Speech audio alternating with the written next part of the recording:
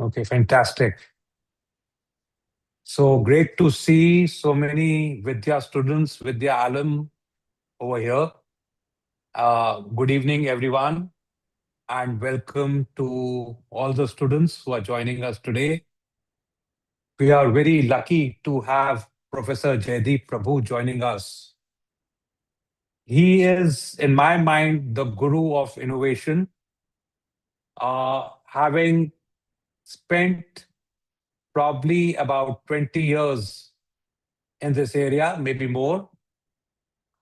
He is a globally respected scholar from University of Cambridge. He is indeed the Jawaharlal Nehru Professor of Indian Business Enterprise at Judge Business School.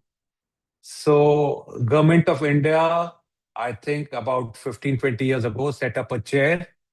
When on the 100th anniversary, when Jawaharlal Nehru, our first Prime Minister, went to Cambridge University, the university Professor Jaideep Prabhu is in. And Professor Jaideep Prabhu has been the chair since its inception. So we are very lucky to have him. He's widely known for his inspiring work on innovation, creativity, entrepreneurship, and why, and very relevant to us today, is he, especially how young people and emerging societies can solve big problems with simple and smart ideas. His work encourages students to think differently, dream boldly, and create solutions that can make the world better. So very lucky, especially at this point of time, where Vidya School is planning its own innovation hub.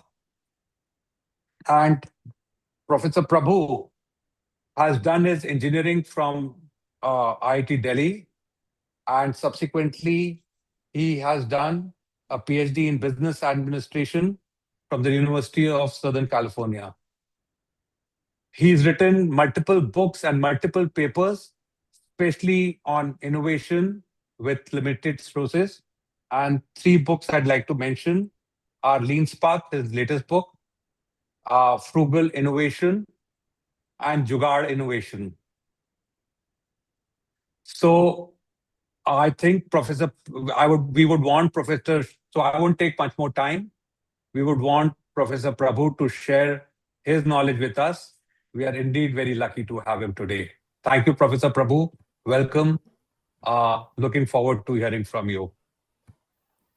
Thank you so much, Prabhat, and thank you so much, Rashmi. It's wonderful to be with all of you, particularly the students, but also the teachers from Vidya School.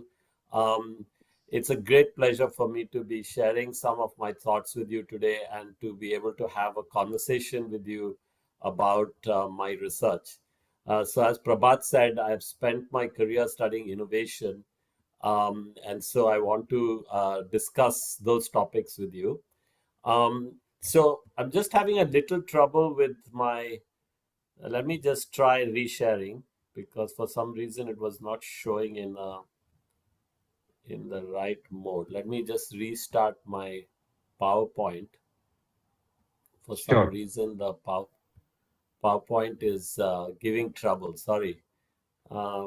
Something happened to my computer just at the wrong time. Okay, let me just restart my PowerPoint, and hopefully this will work.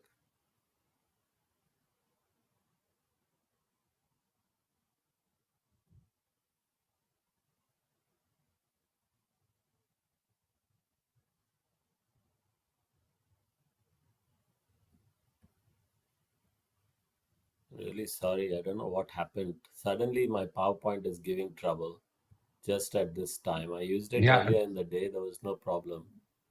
No problem. Yeah, perfectly understand. So maybe actually, given that I'm having trouble with the PowerPoint, shall I just speak without PowerPoint? Maybe that would be better, and then we can have more time for conversation. So, as Prabhat was saying, I have spent my career studying innovation.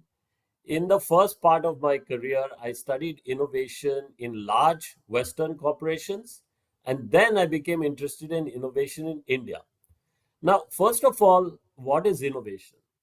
There was an American Austrian economist called Joseph Schumpeter who taught and wrote about innovation in the 20th century. And for him, innovation was the application for social and commercial purposes of new ideas. And so, examples of this kind of application for new ideas would be new products. When companies produce new products or new services, that is an innovation. Or when they adopt new processes to make products and deliver services, that is an innovation. Or when they have new business models, new ways of not only making products and services, but new ways of delivering them to us. So, in the West, what are some examples of this? Of course, smartphones are an example of an innovation when Apple came out with the first smartphone. That's a product innovation. Process innovation is when instead of paying in cash, we may pay in using digital solutions, e-money, digital money.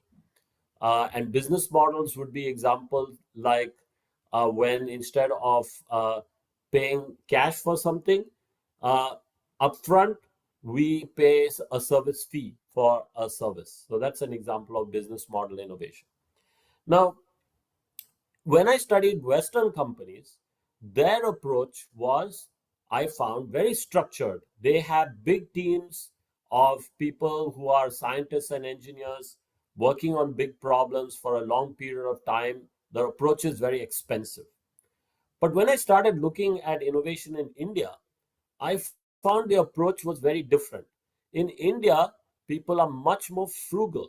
They are very good at making use of limited resources, and they are able to also have a very flexible mindset and approach. If one plan doesn't work, they will switch to another plan.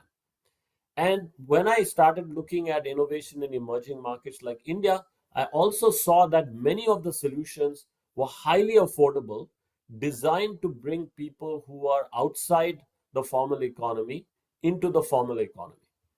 And I found examples from villages in India to smaller towns to big cities, from small companies to large companies, and even the government doing this kind of frugal, flexible, and inclusive innovation. So, for instance, in a village in Gujarat, my co-authors and I met someone called Mansukh Bhai, who had developed a clay fridge called Mitti Cool, using the properties of clay, which we use like in a matka, for instance. When you put water in the matka and the water evaporates to the walls of the matka, the temperature drops. He used the same principle to create a fridge in where at the top there is a reservoir with water, but underneath that is a box which can hold fruit and vegetables. And when the water evaporates, it drops the temperature and it can keep the fruit and vegetables fresh for up to 5 days. So this was an example from a village. But we didn't just see this from villages. We saw this approach also in cities from big companies. So in 2008, 2009, we saw that Nokia, for instance, which was a Finnish company from Finland, they had produced a lot of very affordable mobile phones for people to use in even remote areas of Africa, Latin America, and Asia. And those phones were designed specifically for people who had low incomes. So the phones were very affordable. They also were designed to help people who are sometimes living in slums where they would not have access to electricity. The phone had a torch in it. So that phone from Nokia was very successful around the world. Hundreds of millions of people bought that phone. And even in villages in Africa and Latin America and Asia, people could then afford from 2000, the year 2000 onwards, afford to buy these mobile phones. Now, once people had mobile phones, we could offer them other frugal solutions on the phones.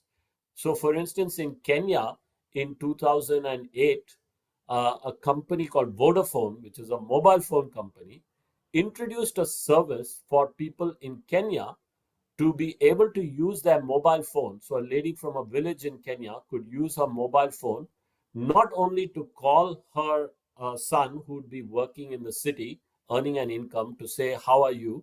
but also to ask him to send money home, which he could do by texting it to her using the phone. So she would receive money like electronic money on her phone, just like she was receiving a text message.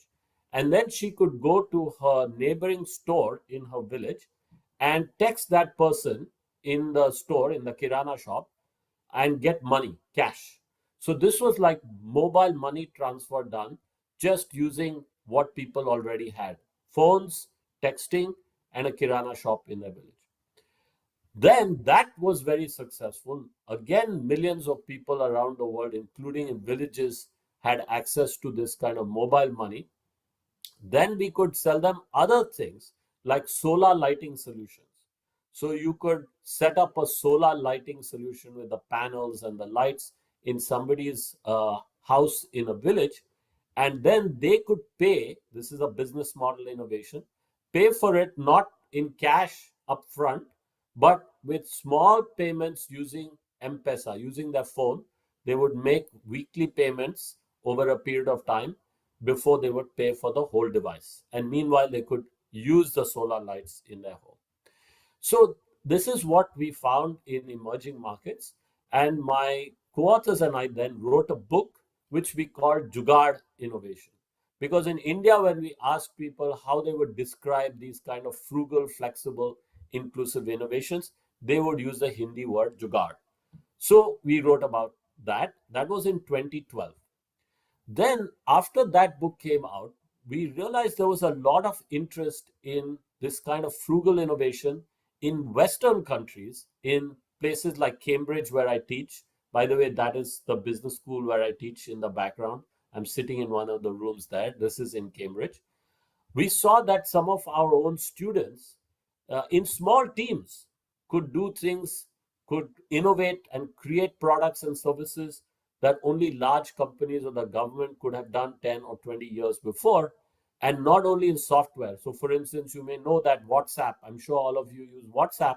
WhatsApp was developed by 4 people, 4 young students, sitting in a room for 6 months and with small amounts of money. And then, of course, now hundreds of millions of people use WhatsApp. So we saw that our students could do this not only for software, but also for hardware. So for instance, one of my students, who was a mature student, so he was doing a part-time MBA at the business school while he was teaching computer science in the computer science department here in the university. And he and his colleagues in the computer science department developed a cheap computer, a microprocessor called Raspberry Pi, to help their students learn how to play with hardware of computers, to do coding, and to learn about computing. And when they developed the first one, it was about $30 for one of these cheap computers. And then now they even have a $5 version. They thought they would sell a few thousand units. They have sold millions of these cheap microprocessors, not only to young kids like you, students, but also to adults who then use those to create new products, which can be called Internet of Things solutions to solve problems in their community.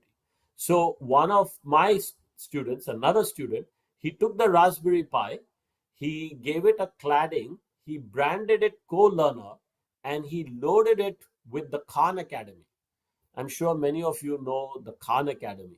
It is the entire US school curriculum available in video form on YouTube for free. And so now he said, well, a lot of children around the world may not have access to the internet, so they may not be able to get the Khan Academy. They may not have access to laptops or PCs, but they will probably have a TV in their school. And with this small device which has the Khan Academy material, they can connect it to the TV and they get access to all that content. So I began to study this phenomenon of frugal innovation in Western countries, where these student groups were using these tools like not only these microprocessors, but also uh, getting access to spaces, maker spaces, which in India you might call an Atal Tinkering Lab. And maybe you have access to that in your school. They could go to these maker spaces, tinkering labs, and they could get access to not only traditional tools like lathes and so on, but also digital manufacturing tools like 3D printers, circuit board printers, and laser cutters, and so on. And in the maker space, in the tinkering lab, Atal Tinkering Lab, they could try and solve problems in their community by coming up with prototypes. And sometimes they could do that for as a hobby or for fun, but sometimes they could also do that seriously to come up with some new business, a new product which they could sell in a business. So my co-authors and I, we wrote a second book, which Prabhat mentioned, called Frugal Innovation, which was how in Western countries, led by young people like yourself, like students of mine, we had a kind of frugal innovation revolution happening in entrepreneurship in Western countries. Now, this is 2015 when the second book came out. I then turned my attention back to India because, of course, I keep coming to India. I have a chair in Indian business. I research what is happening in India. And when we had published the first book, Jugaad Innovation, many people actually had a criticism of that kind of approach. They said, Jugaad is sometimes unethical or illegal. You come up with products of very poor quality, they may cause accidents, etc., etc. Or even if you come up with a very nice solution, maybe that solution is very local and it doesn't spread to other, it doesn't scale, it doesn't reach lots of people who would need that solution. So I started to think about these criticisms, and then I met two people who were teaching entrepreneurship at Ashoka University near Delhi in Sonipat. And with them, we started to teach a course for undergraduates at Ashoka on Jugaad, but Jugaad and high technology. And basically, what we were trying to see in the course is it possible to take this kind of Jugaad mindset, this Jugaad approach of addressing constraints, limitations, limited resources by ingeniously coming up with some solution? Is it possible to keep the good bits, those parts which come up with ingenious, affordable solutions, but without the negative aspects of Jugaad, that is, lack of quality, inability to scale? Can we come up with solutions that are affordable but are also of good quality and can reach lots of people? So we started to think about that, and we also started to collect a lot of examples of how this was already starting to happen in India. And this is from 2017, 2018 onwards. And we started to teach this class at Ashoka. And over the years, as we were teaching the class, we realized we had a lot of material to write another book. And that is the book that Prabhat mentioned. We just published this January. We launched it at the Jaipur Literature Festival. The book is called LeanSpark, Frugal by Design, Global in Impact.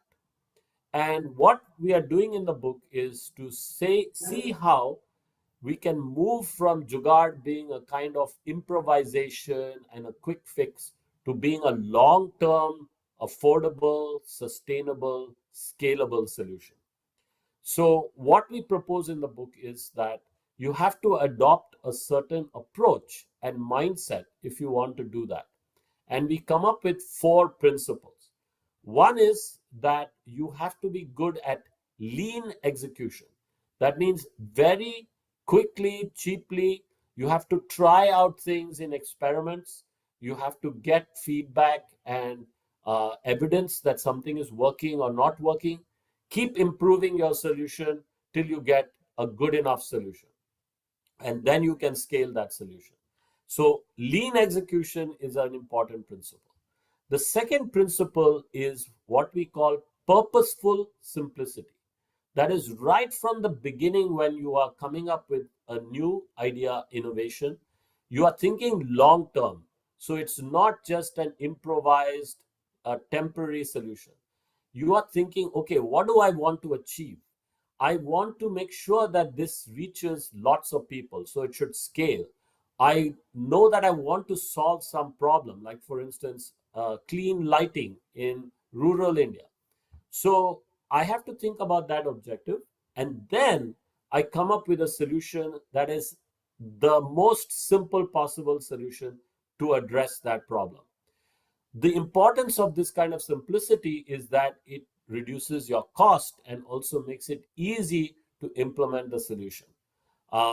So you have to think about purposeful simplicity. If you add more features, that creates complexity, that adds cost. The third principle is what we call adaptive scalability. So scaling is very important. By scaling, we mean taking our solution to millions of people, lots of people, reaching a very large market. So how do you scale? Because often Jugaad solutions are designed to solve a local problem. And when you go from one village to another village or one town to another town, the situation may be different, the context may be different. So how do you scale one solution to other contexts? The trick is to come up with modular design, uh, and come up with modular elements that are interoperable. This is like Lego bricks. If you have Lego bricks, that is an example of how you can come up with modular interoperable elements, because then you can combine and recombine these elements to come up with a solution that is tailored or adapted to different contexts.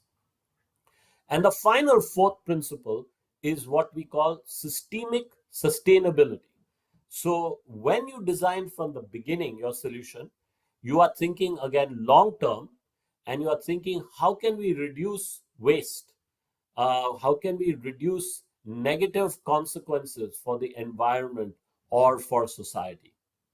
So those are the four principles. And in the book, we actually give lots of examples of different types of companies that are using these principles. Most of our examples are from India, but we also have some examples from other countries like China or Western countries. So what are some of the examples we cover? India has, for many years, if we look at the space sector, look at ISRO. ISRO is a very good example of a very large organization in India, actually in the public sector, which has been applying these principles for many decades, at least since the 60s.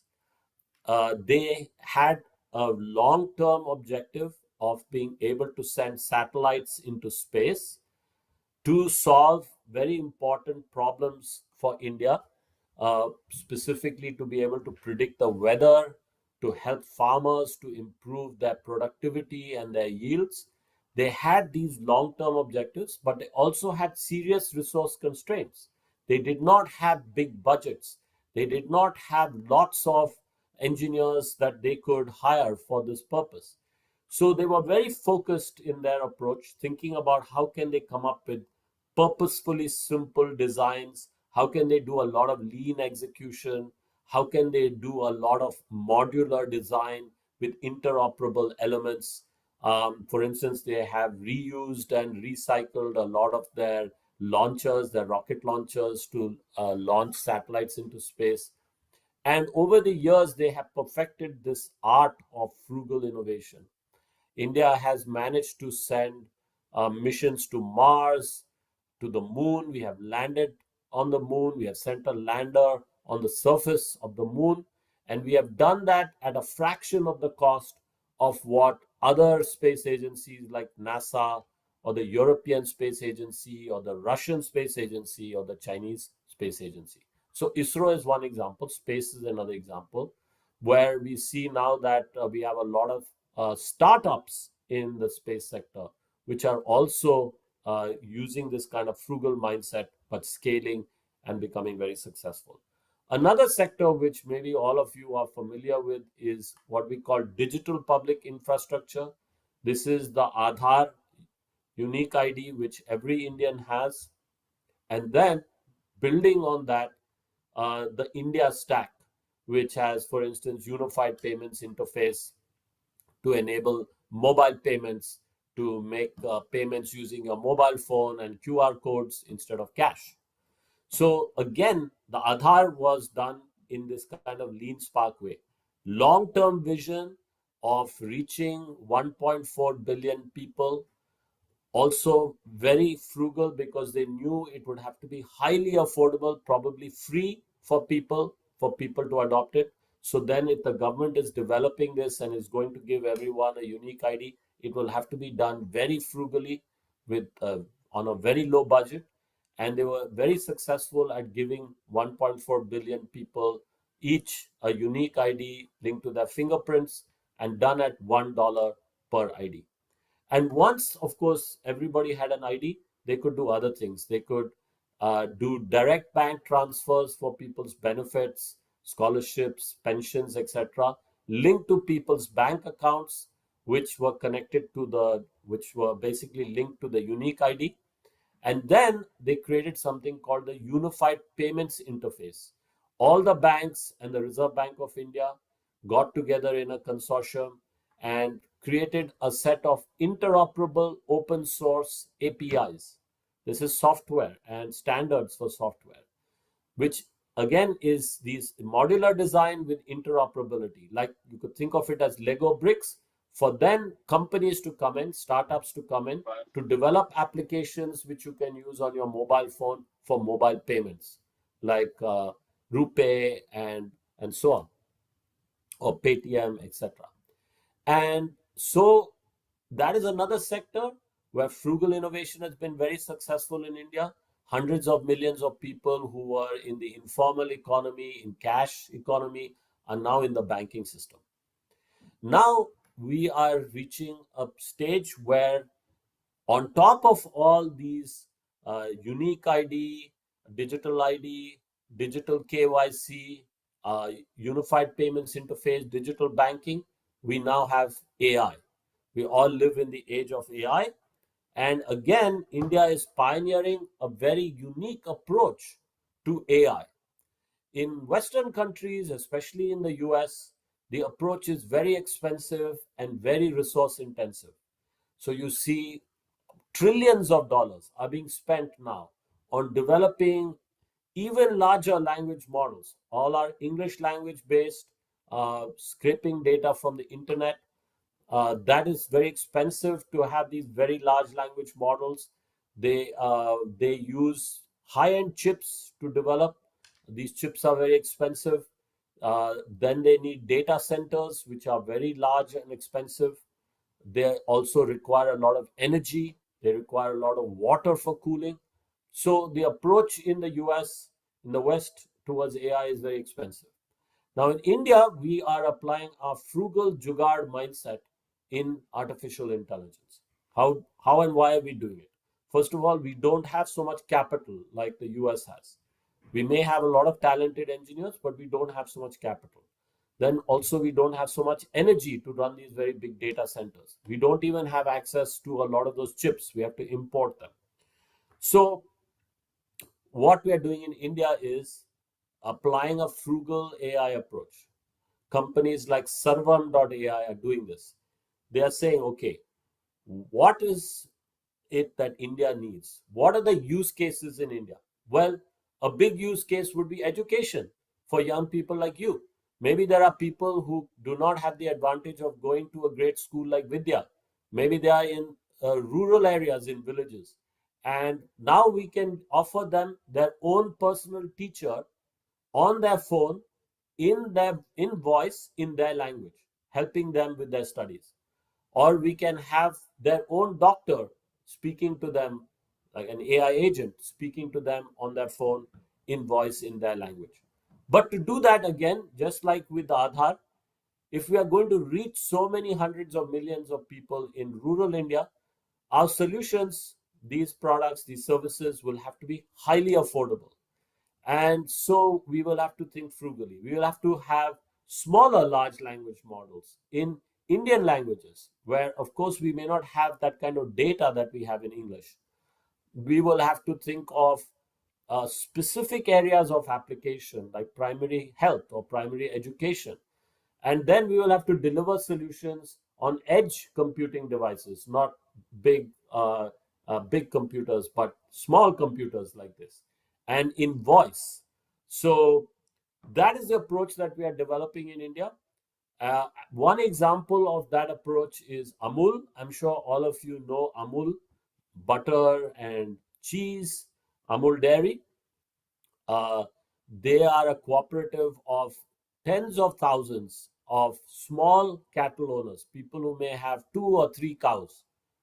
Now, those cattle farmers have faced a lot of problems over the years. How to keep their cows healthy. What happens if the cow has a disease or an illness? How should they treat the cow? Or how should they get access to some government schemes? So now Amul has developed a frugal AI solution for their cattle farmers. It's called Sarla Ben. Sarla Ben is an agent they can access on their phones. She will talk to them in Gujarati. They can ask any question, and Sarla Ben will give them advice in her voice in Gujarati on their phone. And how has Amul developed this AI agent? They have 40 years of data on the different kinds of problems that their cattle farmers face, that the animals face. They have fed that into the AI, and also they know some of the solutions that there are for these problems. And that is also fed into the AI, and then the agent is able to communicate this to the cattle farmers. So let me now conclude, and then we can have a discussion. So, based on my work over the last 15 to 20 years, first studying Jugaad in India, then studying frugal innovation in the West, and then again now studying LeanSpark in India, I really believe that the world needs this kind of frugal, flexible, and inclusive innovation. I think that India, in many ways, is a global leader in this space. We have pioneered this kind of very frugal approach, these ingenious solutions given constraints, limited resources. We are now scaling these solutions not only in India, but we can take them to other countries in the world, not only other developing countries, but also to other developed countries. And the final thing I would like to say is that it is young people like you in India now, especially young people who are going to schools like Vidya that have that kind of vision. It's young people like you who will lead this kind of revolution, this frugal innovation revolution, this Jugaad, LeanSpark innovation. You will do it in your communities, in cities, villages, towns, and not only will other people in your village or city benefit, but people in the country will benefit, and people from other parts of the world will also benefit. So, once again, thank you so much for inviting me. Thank you so much for listening. And I would love to hear your questions and comments and have a discussion with you now. Thank you. So thank you, Professor Jaideep, for that big overview on the innovation space and on frugal innovation and how it is benefiting the world. So the question I have as a Vidya student or a Vidya alum still in college maybe or just joined a profession, how can I build a innovative mindset today? What should I be doing today so that I can think of big solutions or solutions to big problems in the future? So what should I be Yeah, doing today? that's a wonderful question, Prabhat. And it's a great question because, frankly, I think now all of us have access to the tools and resources because that is needed to come up with powerful solutions to problems that we face. Now, I think the main thing, the first thing to do is to start with finding an important problem. That is a very important part of this process. And I would strongly recommend that if you want to come up with, the next big company or even small company, if you have the objective of being an entrepreneur or an innovator, that you start by asking yourself, what is a problem that I can see in my community, in my family, or in my school, or in my town or village? What is a problem that people are facing that is painful for them and that I also care about? You have to choose something where you have some passion and some knowledge. So always start with, what is that problem? Is it that people in my community do not have access to clean energy for lighting or cooking or for heating? Is it that there is a lot of stubble burning in my community which is causing pollution? There are so many problems we see around us. Choose a problem that is important to other people and you, and spend a lot of time trying to understand this problem, from the perspective of people facing the problem. So Harish Hande, who's a solar lighting entrepreneur in Bangalore, in my hometown, he started with this problem that people who are living in slums or in the countryside, they do not have access to clean energy for lighting. They are often using kerosene, which is very bad for them and the environment, and is not a good light.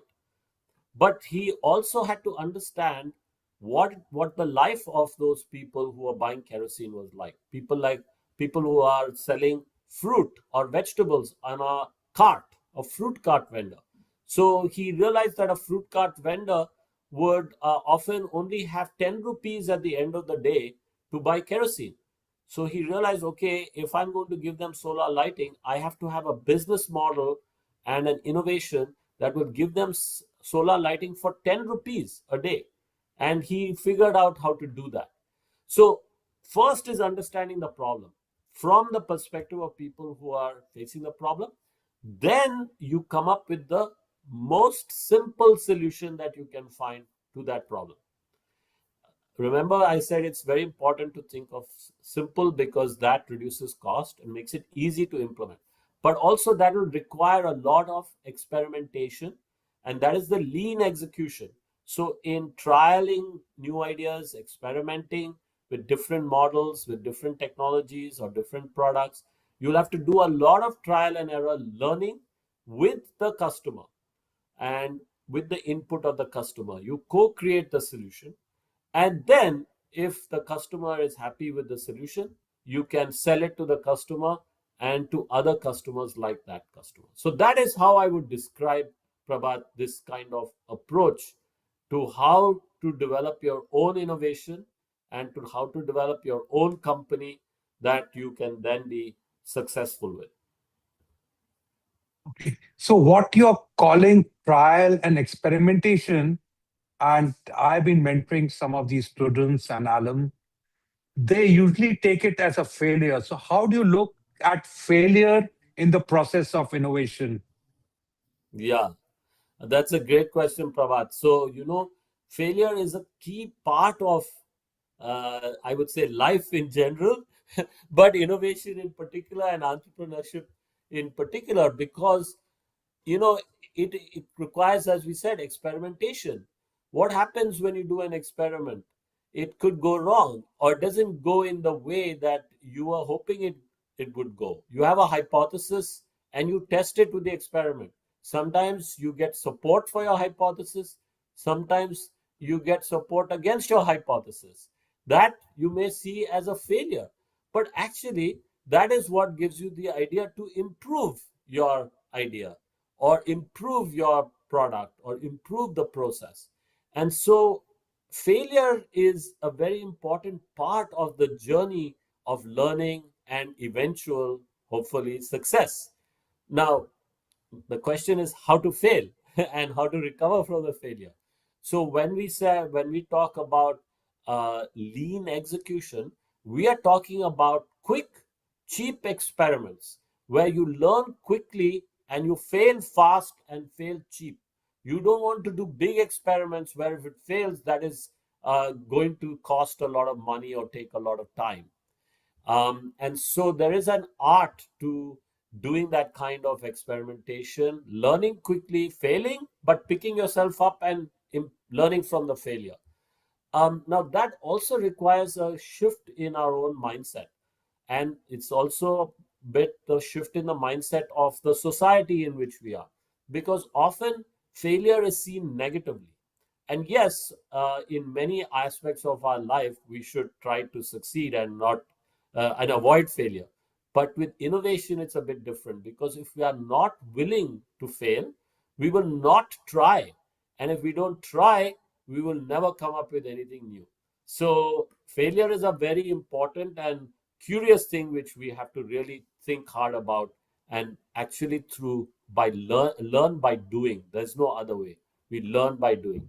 We actually learn how to deal with failure by failing and then recovering from failure. Okay, fantastic, Jaideep. That's very well put. I have a bunch of questions from students over here, but before Okay, that, I have this Nandini Natarajan who's wanting to ask a question. So, sure. Nandini, please introduce yourself and go ahead, please. Thank you very much, Mr. Prabhat. This is Nandini Natarajan. I work as a senior program manager in VIDYA South Zone for the past 14 years. I would like to thanks for such a wonderful, engaging webinar, sir. Really honored to be a part of your webinar, knowing all the concepts which we know, but we would like to still do more on that. So I have a question for the youth basically. So when this concept of young Jugaad innovators come, there is always a problem which they face in terms of they overlook or if they unknowingly overlook legal safety, intellectual property or regulatory aspects. How can young innovators balance this creativity and frugal innovation with legal and ethical compliance, and how can they overcome this problem because they are not pro in all this. So there are Yes, nowadays with so many people coming up with the same concepts. So how do we yes. address, and what is the best way to overcome all this compliance issues Very and good. also? That is the question from my Very side. good. Excellent question, Nandini. So, Thank you. that Thank you. fourth principle I mentioned, which was the systemic sustainability, that's probably the most relevant one. The idea is that right at the beginning in the design phase, you're thinking long term and you're thinking about reducing the negative effects on the environment and society. And as part of that, of course, are these legal, ethical, compliance issues. Now, you're raising a good point. Like, how would young people or anyone, for instance, know about sometimes very complex regulations, compliance issues? You may come up with some nice solution only to discover that it is violating some regulatory norms or legal requirements. Now, this is where AI can be very helpful, especially this generative AI that we now have access to, chat GPT, perplexity, whatever it is you are choosing. I was talking to a very successful entrepreneur yesterday, and he told me that one of the big applications of AI for him in his company was for legal and compliance. He said his legal costs have fallen dramatically because he doesn't have to hire very expensive lawyers to know what he can and cannot do. Now, the chat GPT can, just looking at what is on the web, tell him immediately what he should be thinking about and also helping him with reducing the regulatory burden. So I think this is one solution I would strongly recommend is, first of all, right from the beginning, think about what might be the regulatory and compliance issues. Secondly, is use AI to help you to navigate a very complex world, you're right, of regulations and making sure that you comply, because that's very important to do. Thank you so much for answering that question, sir. It was a brilliant answer. Thank you so much. Thank you, Mr. Prabhat, for the opportunity. Okay, thanks, Nandini. So I have another question from a student.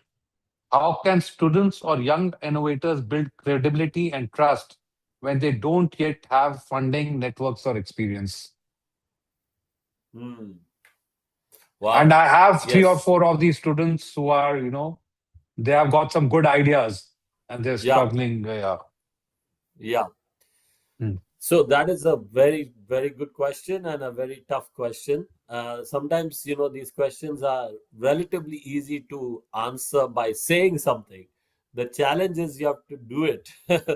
But Mhm. let me say, first of all, one way to get trust, a very important way to get trust, is to follow the approach that we talked about at the very beginning in response to Prabhat's first question. Where remember, I said you start by finding a problem that's important to people who are important to you. So, a problem that's important to others and to you. And you really understand that problem from the perspective of people facing the problem, and then you do this kind of iteration and trial and error to come up with a solution with sometimes those people who you are trying to serve, with the customers, with the users. When you do that, in the process of iterating with them, getting feedback from them, you not only come up with a solution that works for them because they will tell you what it is, but also develop trust in the solution because they have seen the process by which you have come up with the solution. They have seen that you are really trying to solve that problem. And often they are telling you why it works or doesn't work, and you're responding to that. So often that approach will not only come up with a solution that works, but in the process, you would have gained the trust of at least those first few customers. And then, of course, if there are others like them, then they can spread that idea and that trust in that idea through the economic system. So that is, I would say, a very important way to build trust. Now, another way to build trust, and Prabhat sort of mentioned this, alluded to it, is through people who already have credibility. Now, of course, you may not be able to easily get access to such people, but that is where also you have to use your Jugaad mindset. And you have to see who do you know who might know people who can help you get that kind of credibility and trust. And you may have heard of this idea there are only 6 degrees of separation between any two people on the planet. So in your ecosystem, there are probably only 2 degrees or 3 degrees of separation between you and somebody who's very famous in India, like a cricket star or a Bollywood star or a famous politician. So what you want is those influencers to also support your solution and spread trust or credibility. And if you can get one of those influencers to try your solution, maybe because they also face that problem, then they can become your champions. So, trial of your product, when you have your product or service, getting other people to try it, especially people who are influential, and provided, of course, the product solves the problem, then you will get trust and build credibility and spread that in society.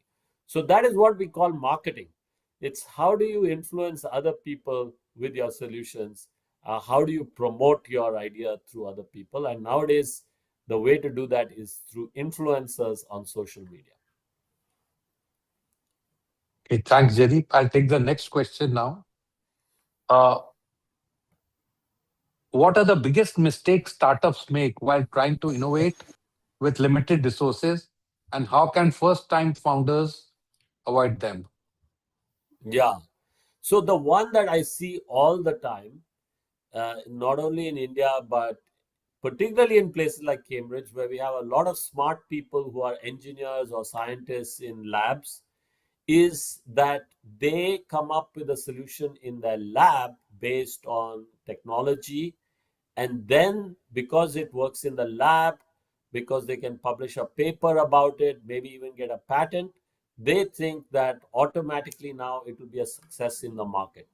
So they push their solution onto the market, and then they are often very surprised and very saddened to find that the customers don't find it to be a good solution to their problem. So this kind of solution oriented, solution first approach is often the reason why entrepreneurs fail.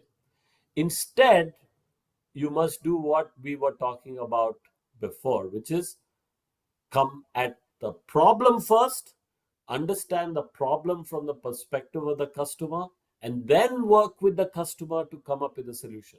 So don't presuppose in your mind that you have a solution to a problem.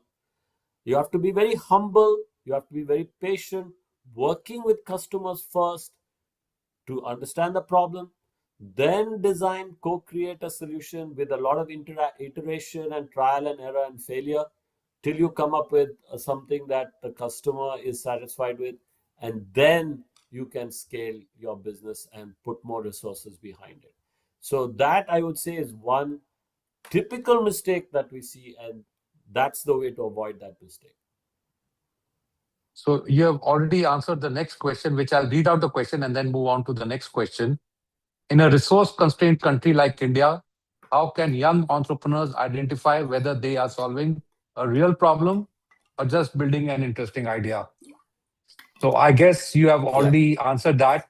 Be very customer-centric and listen to the customer and try it out.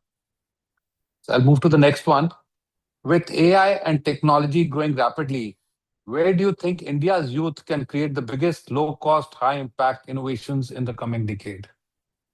Oh, so I think, many people much more wise and talented than me and knowledgeable than me have already said that India is the use case capital of the world for AI. We have so many different challenges in India, which large numbers of people face that challenge. For instance, so many young people in India may not have access to quality education. You are very lucky to have Vidya School that gives you such a good education. But a lot of millions of young people in India, especially in rural areas, may not have access to quality education.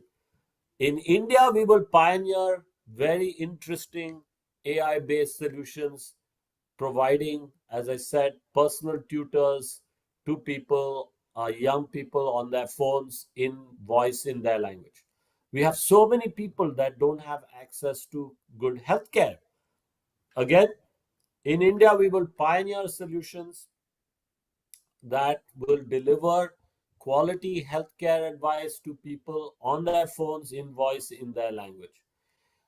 We have already done a lot in digital public infrastructure. We will apply AI to those kinds of data to give much more informed solutions to people on all kinds, to farmers, for instance. Just as I gave you the example of Amul and Sarlaben for cattle farmers, we can similarly, and we have startups in India developing AI-based solutions to give farmers advice using data from satellites and from drones of their land, giving them very targeted, personalized advice on their phones in WhatsApp on where to irrigate, when to irrigate on their field, so they can make best use of limited amounts of water, where to fertilize, when to fertilize, so they can make best use of limited fertilizer resources, and also when to sow, when to harvest, depending on weather conditions.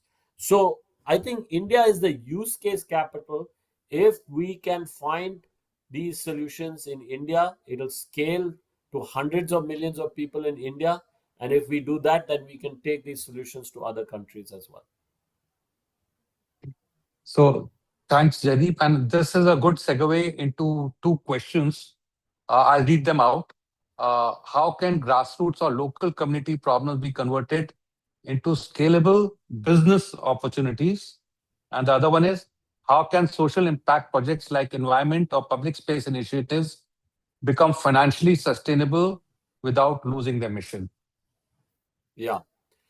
So the second one, is all about, again, if you are solving a problem for people, if you are doing that, you create value for people. This is what Schumpeter also talked about, in innovation. If you solve a real problem for people, then people are more willing to pay for it because they're getting some benefit from it.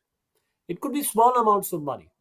So I think that is how we should think about even public services. It's not, I mean, some cases you can give it for free, but there has to be kind of what we call a business model behind it. How do you sustain it? Because you can't keep giving things for free forever. There is always a cost. So how can we at least cover the cost of public services? And one way to cover the cost of public services is to charge people at least small amounts of money for that service. And then people sometimes also have pride in it and they value it more. So that's what I would say to that. Prabhat, I forgot the first part of the question. What was it? So it was a similar question. It's just phrased in different way. How do you convert it into a scalable business Grass, opportunity? Yeah. So grassroots. yeah. Right. So, again, I think that could be a slightly different question because scaling Okay. is always a challenge. Fair enough. So for instance, Mansukh Bhai, the person I told you about who came up with the Mitti Cool, he built a factory in his village. He trained local women to make it. He, then sold these fridges, including on the internet. So, there is some level of scale there, but he's not selling as many fridges, nowhere as many fridges as Samsung or whoever it is, Whirlpool or whoever makes fridges, or Bosch. He's not selling that many fridges, and of course his margins are very low compared to those guys. So for him to really make money, it has to scale. So one way you can do that is by doing social franchise. So both Mansukh Bhai could do that, but also Padman, who came up with the very affordable machine to make very affordable sanitary pads. In fact, Padman has a social franchise. What does he do? He goes from community to community. He trains local women to use his machines, and then they create their own business. He gets a fee for it, and then they can have their own business making sanitary pads for their local community and make money. So I think there are ways to scale these grassroots solutions which can be very powerful, like social franchise. Okay. Thank you, Jaideep. I had a few more questions, but I think we have run out of time. I'll just request Rashmi ma'am to close the Hi. session. Yeah. And if you want to add anything, Jaideep. How wonderful, Jaideep. I don't know, I can't tell you how inspiring you've been today. I think I've heard you before, but I think today the entire Vidya family is so inspired with what you said. And thank you, Prabhat. Prabhat has always been a mentor since we started the school for almost 15, 20 years. And he continues to be that mentor. But yes, so the examples that you gave, I think stuck a chord with each one of us, our children as well. You must have seen some of them are writing to you in the chat box Yes, here. And they're yes, saying that really reminded us that entrepreneurship is not about creating businesses. It's really about solving problems with yes, compassion, creativity, and with yes, courage. And also absolutely. inspire the young people to look around in their own homes, their neighborhoods, their community, ask, what can I improve? And actually, our Yes, kids have done a lot. But I think hearing you today, and we have you on YouTube, so we continue to listen to your wonderful talk and how we can solve problems and how we can shift this transformative thinking. So for our first generation learners at Vidya, they're across the country. This journey is really believing that ideas matter. And the words you absolutely. have planted seeds of confidence and possibilities, talking about recovery from failure and learning by doing, and all the wonderful examples that you have shared with us. Yeah. So as you know, we are bringing up this beautiful center. It's a 5 floor, 80,000 square foot Wow, discovery innovation hub right next in Gurgaon. And wow, this is where we can create people who will be job creators, innovators, leaders, rooted with the empathy and the social fantastic. responsibility, which is part of it. Yeah. So we want you to especially be a mentor to Yeah. us. And otherwise, people like you can inspire generations of Vidya children. And they're not just in Gurgaon, they're across the country. So your guidance, and we'll be honored to make you a part of our board, be our mentor. And maybe some of the examples that you shared with Mansoor Bhai and the other ideas, maybe we can invite them to inspire our Yes. kids. Yes, let them How come amazing. and Fantastic. talk to us, right? Yeah. How amazing. So I think, So, yeah, this requires a really long partnership with you, and we hope yeah, that you will give us your time and some of absolutely. our, yeah, and maybe connect us. You were talking about, this looking at how we can scale it. How we can look at solutions to get how to get people involved.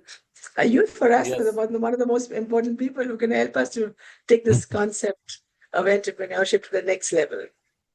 So I want to thank you on Sure, behalf of the Rashmi. entire Vidya family and all the children. If they have Yeah, questions, if you don't mind, maybe we can share with absolutely. you on email. Absolutely. Just for your wisdom, for your humility, Yeah, and the encouragement that it means. Yeah, and we're really looking absolutely.